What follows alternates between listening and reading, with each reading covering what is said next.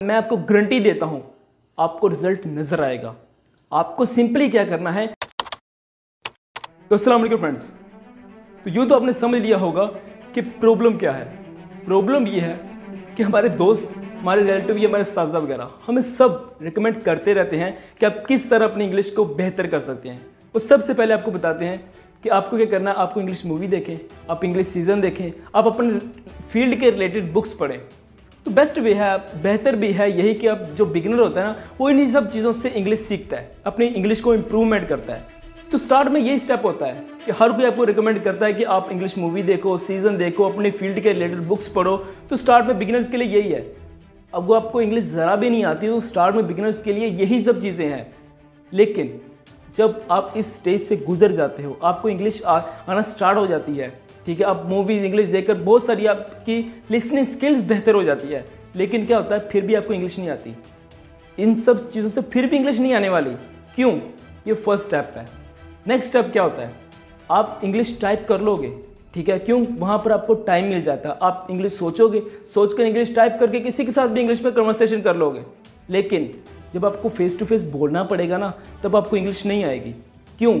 क्योंकि at this spot आपको English बोलनी है, ठीक है। उस वक्त आप सोच नहीं सकोगे, उस वक्त अपने प्रोनाउंसिएशन को करेक्ट नहीं कर सकोगे, उस वक्त अपने लफ्ज़ों को करेक्ट नहीं कर सकोगे।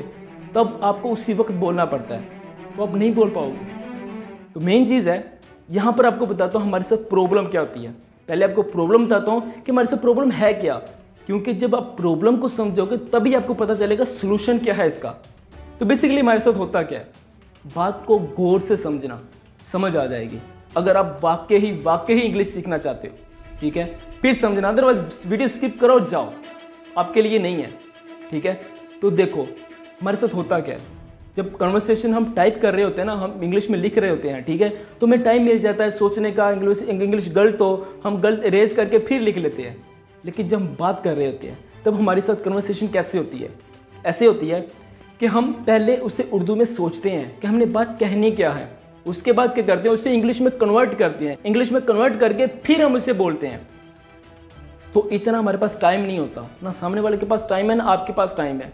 तो इतनी देर में अगर आप इंग्लिश बनाओगे भी तो उतना टाइम गुजर जाएगा, या सामने वाला पर्सन कहेगा ठीक है यार चलता हूँ मैं। लेट्स सपोज अगर सामने वाले पर्सन ने आपसे पूछ लिया हाउ आर यू, तो आप सोचोगे मैं ठीक हूँ, आई एम फाइन, मतलब इस तरह आप बोलोगे तो टाइम गुजर जाएगा, ठीक है। तो ये सारा प्रोसेस होता है कि जब भी आप किसी के साथ कन्वर्सेशन करते हो। लेकिन क्या हो, आप सोचना ही इंग्लिश में स्टार्ट कर दो। क्या कहा मैंने, दोबारा से सुनो। क्या हो कि अगर आप सोचना ही इंग्लिश में स्टार्ट कर दो। नहीं समझ आई बात की? उर्दू में सोचते थे, इंग्लिश में कन्वर्ट करते थे, फिर उसे बोलते थे। लेकिन क्या हो कि हम सोचना ही इंग्लिश में स्टार्ट कर दें। आपको नहीं समझ आ रही भी, मैं बताता हूं। जब भी हम अपने आप से बात कर रहे होते हैं, ठीक है, जब भी हम अपने आप से बात करते हैं, हर कोई बात करता है यार। लेट्स सपोज मैं एक बात कर रहा हूँ कि मैं इस वक्त गेम खेल रहा हूँ, गेम खेलने के बाद मैं बाहर चला जाऊँगा। तो आपको इसमें अपने सोचना क्या है, कैसे सोचना है, आपको इंग्लिश में खुद के साथ कैसे बात करनी है। I am just playing game right now and after this I will go out. मतलब खुद के साथ इंग्लिश में बात करनी है।